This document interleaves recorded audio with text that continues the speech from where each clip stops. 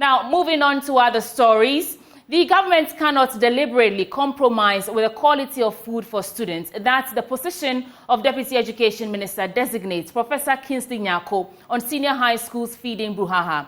Join us, his latest investigative piece, Empty Plates, the Free SHS Promise, has uncovered a worrying state of the feeding program under the Free SHS policy.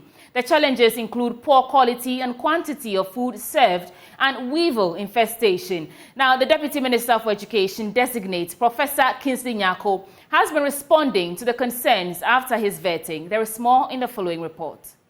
Renewed public concerns about the sorry state of the feeding program under the Free SHS has been sparked by Joy News' latest investigative piece titled Empty Plate, the Free SHS Promise. The documentary uncovered challenges including poor quality and quantity of food served students and weevil infestation. Ahead of the premiering of the documentary, the Education Ministry has already initiated nationwide fact-finding mission on the menace.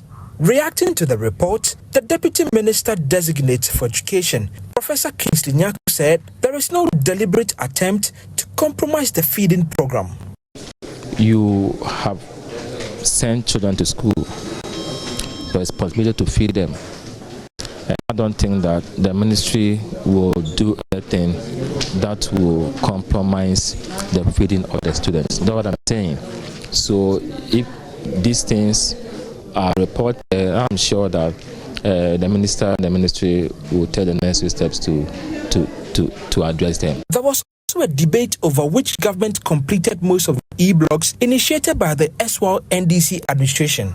I remember about a year or two ago, the education committee met the GET farm boss at Koforidua, and my revered ranking was there. At Koforidua, we were told by Dr. Richard Boadu that 29 was made by this administration and 31 has been added by this administration. Yeah, completed. Yes, completed. 29 had been completed, and this administration had completed additional 31, making 60. I remember, we were all there. Graphic online website, March 7th, 2017, at 4:21 p.m. And it states, NDC built only 46 community day senior high school, Opoku Prempe. Are you doubting the minister's statement? I'm not doubting, but I also don't know the context in which he made that statement. Thank you. So you are not doubting the minister's statement? In that, I don't know the context within which he made that comment. So if you could indulge me, Mr. Chair, let me stick to what I have put on record. Another nominee who appeared before the committee was the Deputy Health Minister Designate, Alexander Akwesi Akwa. He said, despite several challenges confronting the National Health Insurance, there is still public confidence in the scheme. He assured he will advocate for the removal of the capping on funding on the scheme. Mr. Chair, I have seen people driving in Range Rovers. They would come to facilities using health insurance, and after they have been put to bed, they will request for a private ward and pay for it. It means that such a person is benefiting from health insurance, using health insurance to have access to the facility.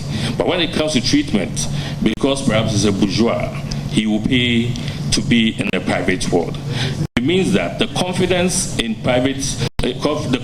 health insurance is high. There are people who believe in it, that at any point in time where they have it and they take it to the various hospitals, they will definitely have health care.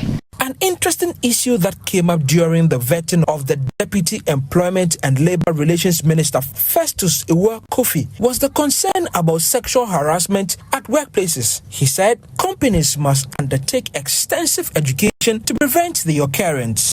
Exactly what will you do working with your minister to put measures in place for us to really minimize this incident of sexual harassment in the workplace? It's an act that we cannot condone, but it's a psychological problem, and I think in every organization, without reference to the employment ministry, should try and engage this clinical psychologist to educate the entire employee. The committee will sit on Wednesday to vet the final 2 nominees of President Akufo-Addo.